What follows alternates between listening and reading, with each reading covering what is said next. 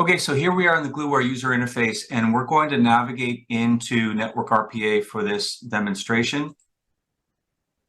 Network RPA is Gluware's no-code process automation technology that can automate all of the application suites that we support, as well as third-party integrations. So just to make this quick and to the point, I have a workflow. I'm in my workflow library here, and I have a workflow that I built that is building off a previous demonstration that we did with Kentech, an observability solution. So let's go ahead and edit the workflow so you can see how this is built and what it does.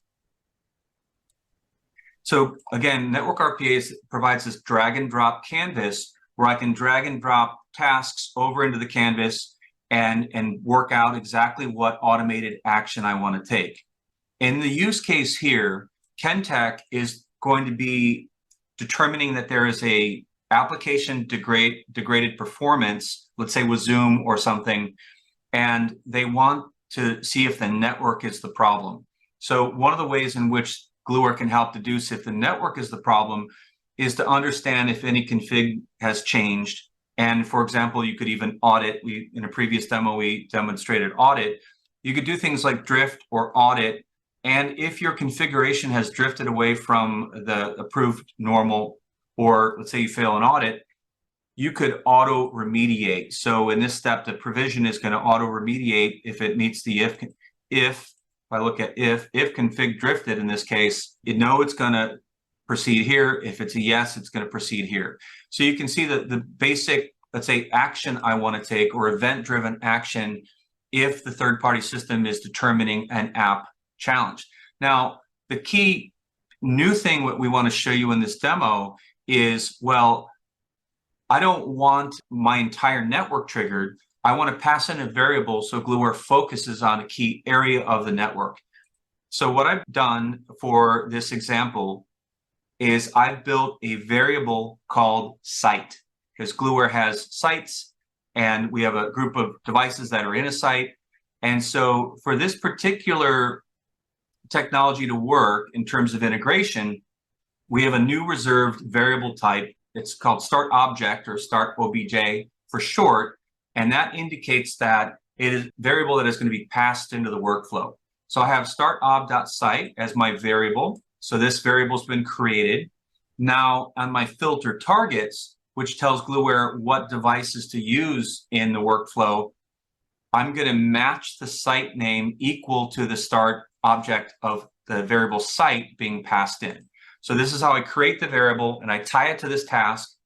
And now when I go back to so here from workflow library, I can navigate into view info. View info is going to give me the exact URL, the method, and the payload.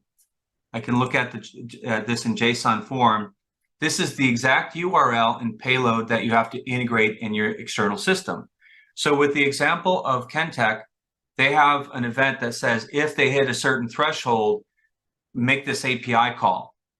Well, instead of having to consume an API document and try to understand how APIs work, all you have to do is, this is the API call. You copy and paste it directly into your system. And this is the payload, and you can pass in the site variable here, and you're off and running.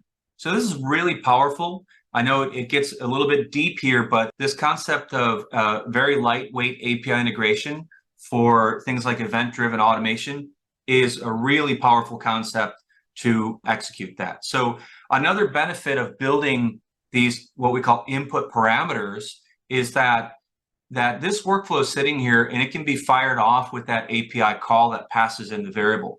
But we also have the ability to run it right through the UI. If we do that here and execute it, what it's going to do is say, oh, we don't have that input variable. It didn't get passed in via an API. So I'm going to type in the site code, which is NYC for New York, and hit continue. And that will enable me to fire off that workflow right through the UI. So you can, again, when you build these input parameters, you can use them via external API call, which is really, if we had the full demo environment with Kentech, we could show you that, or any third-party system making an API call to Gluware.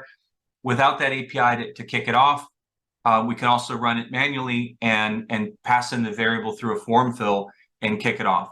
So as it's running, what I want to just quickly show you is in the targets. I'll show you the tasks view here. In the tasks, we passed in our initial set of devices in this demo network, which is 20. But once we ran the site filter, it focused on those 5 devices that are in the New York City site. And now it's executing the comparison and will execute through the rest of the workflow. Okay, so 2 minutes and 18 seconds, I can see this workflow completed, and I can take a look at all the results from the information side, the targets, the tasks. But I do see all the tasks completed and the workflow was completed successfully. I also can bring in one more view here, just to show that an email was fired off as well as part of that workflow to let me know that with these devices, drift was detected and remediated.